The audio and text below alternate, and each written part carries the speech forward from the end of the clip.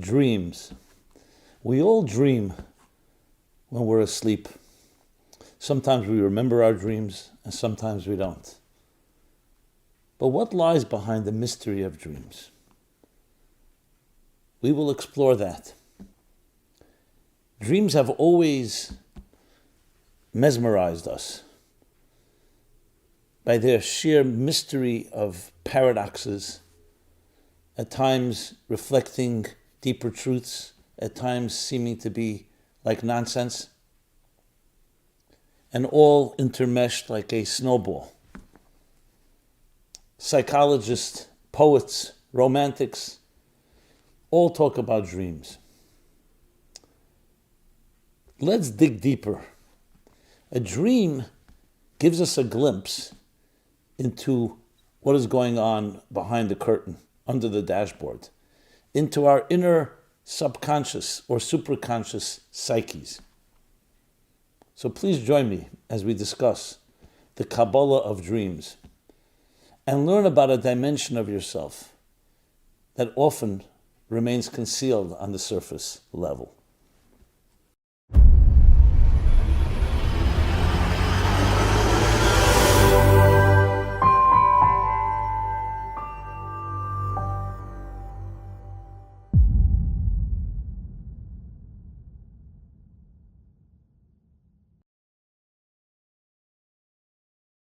Hello, Sigmund Jacobson here.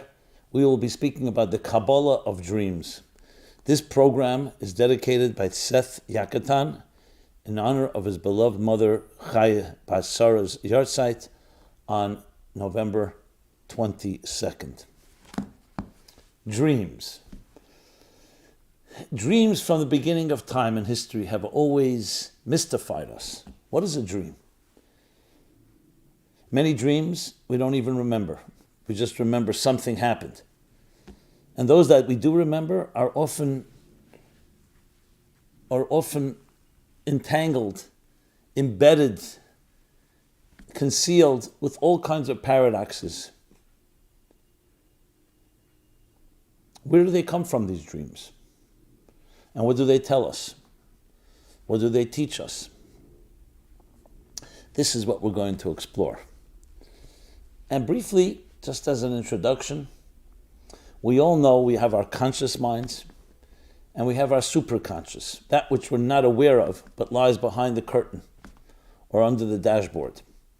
And a dream indeed is a glimpse into a deeper part of our minds, where things are not necessarily always rational and structured as it is when we're awake and thinking in a structured and an organized manner.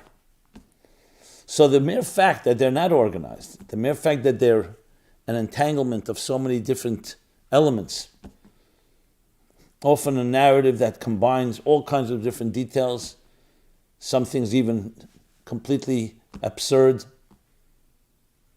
that itself is a revelation of a reality that is not defined by the structures that we're so accustomed to. And that's very much part of the mystique of dreams. So, let's begin with a Talmudic statement that says the following. There is no dream without nonsense. On the other hand, every dream has a glimpse, has a taste, gives us a peek into a deeper reality. The challenge is that they all come mixed together and it's hard to distinguish what is nonsense, what is not nonsense. Then, of course, there are those that get obsessed with dreams and they have difficulty taking care of their lives when they're awake. So you have to also put it into context. To just focus on dreams and not focus on the responsibilities of your conscious waking hours can also be a distortion. So things have to be balanced. So the way the Kabbalists, the mystics, explain the psychology of the human psyche is that there are generally two dimensions. There's the conscious self, and I'm going to call it the superconscious self. Some psychologists use the word unconscious or subconscious. Let's use superconscious and conscious. Because why am I calling it superconscious? Because it's above conscious. It's not below conscious. It's not sub, it's above. It precedes consciousness. which means that in our minds, there's what we're aware of. What you're aware of right now, listening to me speaking, or other things that you may be reading, or conversations you have, or just your general thought process, is your conscious life. Now, conscious doesn't mean you're conscious of it every moment, but it's always accessible. Listen, we have millions of ideas in our mind. You're not accessing them all the time, but think of it like your hard drive. All you need to do is press a button. You say, oh, I want to think now about something I began thinking about yesterday, or a year ago, or 10 years ago. That's the conscious. The difference is it conscious as in, is it active? We'll call it active consciousness, or is it inactive consciousness? But then there's another dimension, which is the superconscious. That remains always beneath the scenes. This can include events, positive or traumatic ones from childhood that you don't even remember, but you see its effect on your life. This includes, in general, a step that precedes consciousness, as the Kabbalists explain it. Just to give an analogy, think of a faucet of water.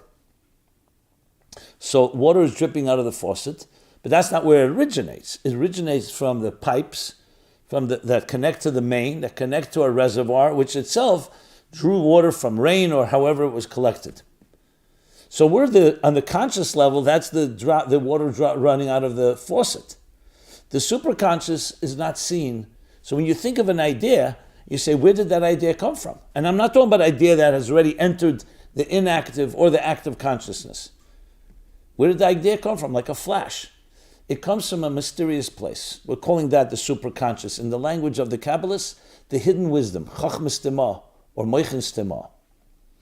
Just to give it a contemporary example, I remember reading a book, I think it was called Storming Heavens, America's love affair or romance with LSD. You'll see in a moment the connection. So it was in the late 40s. Professor, it wasn't a professor, he was a chemist, worked in Dr. Hoffman, Albert Hoffman, I believe his name was, worked in Switzerland, in either for Pfizer or one of the pharmaceutical companies, and he was seeking to find a drug that would induce or simulate madness, what was called madness in those days. Today we would call it chemical imbalance or other names for mental health challenges. He was looking for something, and he was trying to create a synthetic drug that would induce it. Now, you couldn't just experiment on anybody, so he experimented on himself. And what he did was, because he didn't know what would happen, he was always at risk. He may take something that would really kill him. So he had a tape recorder, wherever, both in his lab and in his home, as well as notebooks. So in case something was happening, some type of shift of consciousness, he would immediately record and write notes as long as he was conscious. So that way, no matter what happens, there'd be a record of what took place. Well, long story short, he experimented, and he finally came with some type of chemical combination, which would later be called LSD, which is an acronym for the chemicals that he had mixed together. And he was going home for lunch, when he had ingested this chemical, this synthetic, and he was riding on his bicycle in Switzerland, and the way he documents it is that he was riding on a bicycle in a very beautiful, hedges were on both sides. It was a path that went with many, many trees and hedges, and he was going home. As he was riding on his bicycle, he suddenly feels some shift. He looks around, and the hedges are beginning to pulsate. And he looked at the sky, and the sky began to change colors. And slowly he was having this first psychedelic experience, which he didn't know at the time what it was. Basically seeing things in colors and sounds and everything being exaggerated and amplified. And he was like completely blown away. By the time he got home, he was in a stupor, he was in a state, and he turned on the recorder and took notes, whatever he was capable, and then he passed out. But then he was revived. This was the first LSD experience, acid trip. Now, what he wrote down was, and I don't recall the details, was that to him this was a peek into the superconscious. He didn't use the word superconscious, where things melt and do not have the regular structures that we're usually accustomed to. An example I gave earlier about the faucet. When the faucet is running, it's regulated, it's gauged, it's flowing in a very organized way. But behind the scenes lies this reservoir of water. So it's not one big jumble, but it's far greater than the conscious flow, which is a limited flow that we can relate to. So in a sense, really madness, as he called it, or that state of accessing that is actually closer to reality than our conscious minds. Our conscious minds are like a faucet. It's actually limited reality. But the fact is we cannot exist in the superconscious because it would be too overwhelming. And you see, in a sense, when we say there's a very thin line between madness and genius, what are we saying? We're saying essentially is that madness is things so disorganized that overwhelms you. Genius is that channel is open, the faucet is open, but not to the point where it breaks and it just begins to flood. You know, when you see a faucet breaks down, then it just floods. But let's say it's almost to the point of flooding, that would be genius. You go a little step over and it turns into madness. Another example, you may have seen that TED Talk and the book, The Stroke of Genius, by a neuroscientist, and she talks about her stroke. She went into neuroscience because of her brother had schizophrenia. So that was her passion, wanted to understand the mind. And then she had a stroke that affected her left brain. And therefore, the right brain was functioning, but the left brain wasn't. Now, the difference between the left brain and right brain, she explains, the left brain is the details. Let's take an example. When you're brushing your teeth, you have a brush, you have your fingers, you have your mouth. If you're on the left brain, she said, I was able to see the toothbrush, the toothpaste, but I could not take it to me because I couldn't focus on the details. The right brain connects everything. So in effect, when anything we're doing has two aspects to it. There's the details that are necessary, but then there's the connection. Like brushing your teeth is not just taking a brush. It's taking the brush to your mouth. There's something that needs to create a sequence. If you only had details, they'd all be disconnected. So very much life is a combination of details, but then there's a so-called a conglomerate, a synergy between the details. The right brain focuses on the synergy, the left brain focuses on the details. And you need both. You need a vision to build a house, but then you need bricks and mortar and all the details to build it. One without the other is lacking. So in a healthy human being, they both work together. In a sense, the peek into the right brain gives you a sense of where everything melts into one, where you just see the oneness of things. Well, let's bring it back to dreams. A dream is a peek into that superconscious. That's what a dream is. And that's precisely why it doesn't make sense to us. Because we are used to structure. If someone said to you right now, read a 500-page book in a minute, you'd say, no, I can't read it in a minute. I'm not just talking about the speed of reading. The way our minds process is line by line, paragraph by paragraph, chapter by chapter, until we finish the story, the narrative. That's how the mind is able to contain things. If in some way the mind did not have that compartmentalization, we would go crazy. In many ways, depression and high levels of anxiety is somewhat of a chemical imbalance. What's a chemical imbalance? Think of the mind as compartments. Something really negative happens to somebody. A loss, a death, a trauma. So at the moment, we're overwhelmed and shocked. Very difficult to function in trauma. What happens in time, in healing, the catharsis, that we begin to compartmentalize. A loss, a death that happened a year ago, 2 years ago. Yes, it's still in our consciousness, in our inactive consciousness or active one, but it's the compartmentalization of our chemicals allow us to let it recede and we can focus on other things in life. Imagine you cannot in any way in any way minimize or diminish the intensity of a traumatic experience. That there's no forgetfulness. It's as if you're living in it, even if it happened 20 years ago. What they call post-traumatic syndrome, PTSD. What happens? The trauma is still living with you. That means that the compartments are not completely compartmentalized. We need compartmentalization to be sane. So in a way, limited consciousness is critical for our own sanity, because we need to be able to say, okay, that happened, it's true, it was a very negative experience, but now I'm not there. So in general, life then is based on structure. So yes, you do have memories and you do have some general narrative, but it breaks into details. The left brain, right brain, and we need both. If somebody is in a place where there's no compartments, they can simply not function. That's where people's minds are racing. They completely lose it because so much is happening. So the other side of it is people who compartmentalize very well. The genius, or don't use the word genius, people who are smarter or their minds work in a more efficient way, they have both compartments, but the compartments are not as tight. So they're not very narrow. They connect things very well, but not to the point where they lose the compartments. So like anything in life, the human body, for example, is made up of many components. The healthy body has to have, each component has to do what it needs to do. The mind, the heart, the liver, the lungs, and so on. If they would lose sight of their own identity, we would not be able to function. On the other hand, if they were completely separate entities, you wouldn't have one cohesive, healthy body. So that's the power of it, is the harmony within the diversity.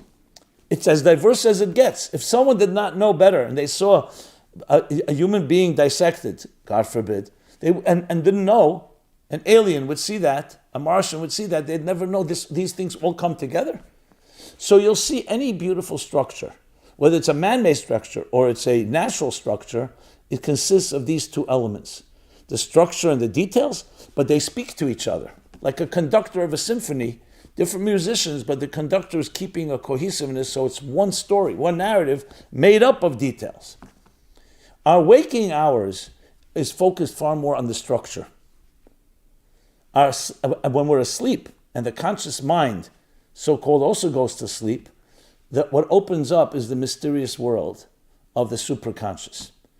And one of the ways it expresses itself is through dreams. A dream is an experience of the superconscious. The problem is it doesn't work by the rules of structure. So a dream can be complete nonsense, things that, why are you even dreaming that? Or it can be a combination of events that happened today, yesterday, 10 years ago, and then suddenly gets all connected in a very strange way. It's not even a narrative. You'll have characters that don't know each other, but in your dream they'll come together. The first thing is we need to know that don't try to make sense of it. Because if you're trying to take the superconscious and put it into a conscious structure, it won't work.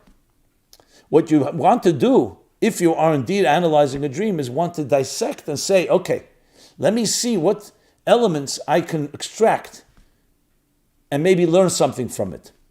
But as I said earlier, it's also critical not to become consumed with it. I know people whose life is not working out and they become desperate, or it's even somewhat of sensationalism. Interpret my dream. People come to me all the time. So I remember my teacher, my mentor, saying to someone, before we interpret dreams, let's first figure out what we do when we're awake. Now, of course, we have dreams. We have dreams in the Bible, Jacob's dream. We have Joseph's dreams, interpretation of dreams. But that's only in addition to a responsible conscious life. If you don't have your conscious life in order, to go to dreams can be a form of escapism. Just like many things, when things are not going well, we escape. So it has to be put into context. On the other hand, dreams do give us a glimpse into that superconscious state, and it has, as I said, sometimes you'll never figure it out, sometimes you could get something. There have been times, I know from my own experience, I had a very intense question, I went to sleep with it, and during the night, during the dream, something came to me. And you wake up and say, I got it. Now, it's not necessarily in a very structured way, as I said. It's like it can be completely enmeshed in a million other things that are going on. But some glimpse, something came from a deeper place. And in truth, the Talmud also says an interesting thing, that a person dreams at night about what they think by day. So if you focus on something by day, it's likely the dream, it'll appear in the dream. It's not always the case.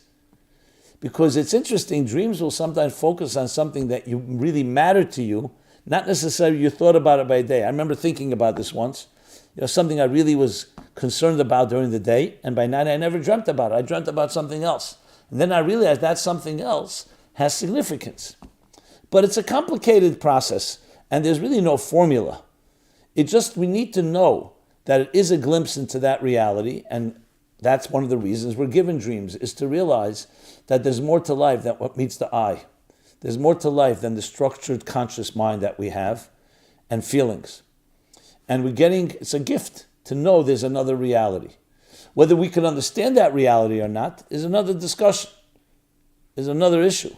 But the fact that there is something that makes you tick. Now, it makes total sense. We all know that. When people, for example, have an anger streak or other virtues or vices in their personality, they're most often, I'm not talking about superficial things, they're most often coming from a deeper, superconscious place, whether we know it or not. So you don't need a dream to recognize that, like anything, has a behind the scenes, what's going on under the dashboard, as I said, behind the curtain. But a dream is an actual glimpse into that. So I would like to say that a dream is also an humbling experience, because it humbles you into realizing that what you know about life and what you know about your own structure of life and the patterns and routines, the things you depend upon, is only the tip of the iceberg. And that's a good analogy here, the tip of the iceberg. It's what you're aware of. It's not what you're not aware of. It's not the superconscious. And I should add, in the Kabbalistic writings, they talk about 2 levels of superconscious, which the truth is there are many more, infinite levels, just like you speak about microscopic or subatomic particles. So the sub, and the sub. Who knows how far down the rabbit hole it goes. So the same thing in the superconscious. There's the superconscious, the superconscious. So superconscious, I talked before about active and inactive consciousness. There's also, in a sense, an active superconscious and a completely, fundamentally concealed superconscious. What do I mean by saying that? There are things in the superconscious that are beyond consciousness, but they're not completely off limits, which means you will get a glimpse. They will emerge. They may take effort. With effort and with a certain commitment, you're able to draw from there. That's why a person who really struggles and exerts themselves can open up the channels of the faucet, and more flow of ideas will flow in from the superconscious. But then there's a level of superconscious that really remains beyond conscious altogether. And that's the way it should be. Now, of course, there's a desire, a temptation to want to taste it, but it's like the very fact, as soon as you become aware of it, it's no longer there. Like mercury. That is why when Moses asked God, show me your face, show me your glory. And God says, you cannot see my face and live. But I will show you my back. I will show you a dimension that you could contain. But the dimension that's beyond, the only way you can experience it is by not looking. So it doesn't mean you don't experience it, but you have to get yourself out of the way, because I want to own, like conscious mind, I understand something. The superconscious is really, there's no I. And that's really the purpose. That's why I called it humbling. It teaches us humility, that it's not just about you. So let's talk a moment about intelligence in that way. Most people see the mind as being our most powerful asset. I understand things. I'm able to process, evaluate, and come away with some conclusions. Maybe I can build a business and make money. I can innovate. That's what the mind is. And it's a very powerful tool, a very, very powerful tool. However, there's something else about intelligence that many of us don't focus on. It's not an end in itself. Intelligence is here to help us reveal a higher truth. Keep that in mind. It's not just you're a smart guy or smart woman and you're able to innovate, and then whatever the benefits you get from that. Or you just are able to see things more than others because of your intelligence. But it's about experiencing a higher truth. So in a way you can say, I understand something, or the idea is understood. Is the idea capturing me, or am I capturing the idea? Do I own the idea, or does the idea own me? So there's one level where I understand, and then there's another level where you get lifted and absorbed into understanding. There's an expression by the prophet Isaiah, he says, that in the future it will be a world filled with divine knowledge as the waters cover the sea. Think about it, the waters cover the sea. Knowledge is compared to water, but you can have water on land. That's like conscious intelligence. When the waters cover the sea means the waters are dominant and the seabed is not seen. In other words, knowledge has absorbed you and you have become part of a higher knowledge, a higher reality. And that's where the individual ego, and I don't mean ego necessarily in a negative way, the individual identity becomes absorbed and completely consumed with something greater than yourself. Think of staring at a natural wonder, beautiful piece of art, listening to exquisite music. What happens? You sometimes get so absorbed in it. You're reading a book, you don't even realize you're turning pages. You've lost yourself in experience, in a good way. It's one of the most gratifying experiences. And then when you come out of it, you suddenly realize that was magic. Being in the zone where the object and the subject converge and melt into one. The deepest experiences of love, of intimacy, of truth is when you become one with it. In other words, it's a state of being, not just an act. It's a noun, not just a verb. So love can be a verb. Sometimes they say, I'm not sure who coined it, but I use this a lot. Love for men is often an action, and for a woman, it's a state of being. The highest level of experience is when it becomes a noun. You become one with it, not just you're experiencing it. So let's say you're looking at the Niagara Falls, or you're looking at something beautiful. So you can be like a journalist, looking at it and saying, "Wow, that's great," and at the same time observing yourself experiencing this. Or you can become so absorbed you don't even notice. You can't even talk about it. You can't even document it because you have lost your own individual identity in the experience. That is what the superconscious is ultimately like. So dreams, in that sense, are a bridge that help us a glimpse into there. And when we work on it, and real work, not just the dream and dream interpretation, we actually can expand our conscious channels, our conscious faucets and structures to be able to allow in deeper states of superconsciousness. But to do that effectively, you can't just go there with the same identity as you are on the conscious level, because on the conscious level, everything is, as I said, compartmentalized. To enter that place, you need to really lose yourself, like surrender into the experience. Now, surrender, many people don't like the word, it sounds like weakness, but here I mean surrender in the beautiful way, where you essentially suspend your own self in order to experiencing something greater than yourself. That's truly when the mind is at its best. So yes, there's an intelligent part of the mind that understands, it analyzes, it evaluates, it reflects. It connects ideas, it innovates. But then there's the higher level of intelligence, which is where you're seeking a higher truth. And indeed, when you allow that channel to open up, the bridge between the conscious and the superconscious, you will innovate better and you will understand better.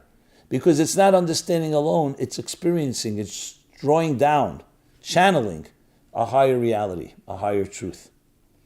And that's how the Kabbalists explain the relationship between, they call wisdom, chachma, and chachmas tema, the hidden wisdom, the conscious and the superconscious. And indeed, the superconscious as well, which does not manifest in a conscious way, but it's still at work. It's just not working on our terms. So in a way you can say the conscious is on our terms, it's compartmentalized, it's structured, I understand it. The superconscious is you're letting go and experiencing something beyond yourself, and the supra is completely on terms of the truth itself. Complete truth itself. Middle level is where you are suspending yourself and allowing yourself to be absorbed in the truth, and you want to draw all that down into the consciousness. Now, in the Kabbalistic and the Hasidic writings, there's a lot of discussion on this, because ultimately this is how we grow. This is how we become great people. This is how we achieve excellence. But as you see, it's a journey, and dreams are one part of it. They're giving us a glimpse.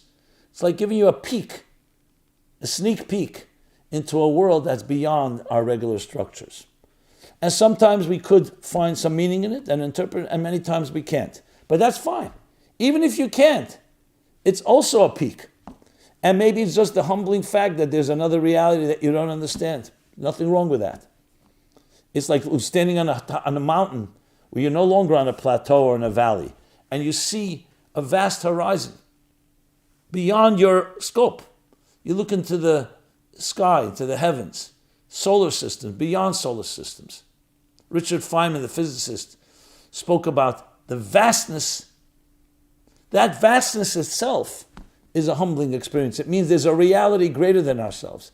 He came to the conclusion that he's wondering why, is there a God? Why would God create so much empty space, or empty so much space that nobody's using?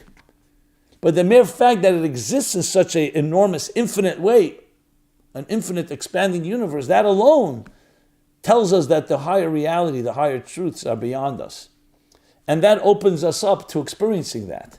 So not everything has to be contained and understood. Sometimes the mystique of something is precisely what you need.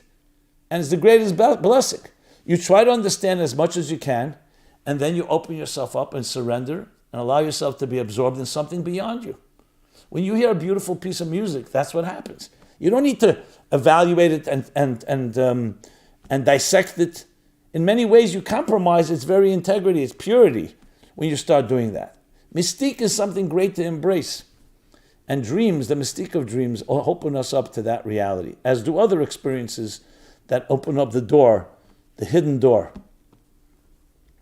William Blake said, as the doors of perception are cleansed, when the doors of perception are cleansed, you see everything the way it is. Oneness, infinite oneness. So that is really a mystical concept that goes back into the ideas we're talking about. But we don't just want the infinite oneness, we want the infinite oneness channeled into the finite structures of our existence. So that, my friends, is somewhat of a take on dreams, the Kabbalah of dreams, and how it relates to us in our personal lives. And I want to bless you all to open up those channels, be enriched, and allow yourself to be absorbed into higher experiences. Not everything has to be owned. You know, we live in a fast food society, instant gratification. We want to own everything, acquire things, acquisitions. Some things best experienced, the truest things, truth, soul, love, higher truths, higher realities are best experienced when we let go and just allow it to emerge instead of us grabbing. You can't pull a flower out of the ground. You have to let it emerge. And there's a process and emergence. You water it, you nurture it, and then it emerges. That's how the superconscious and the conscious work with each other. So everyone have pleasant dreams.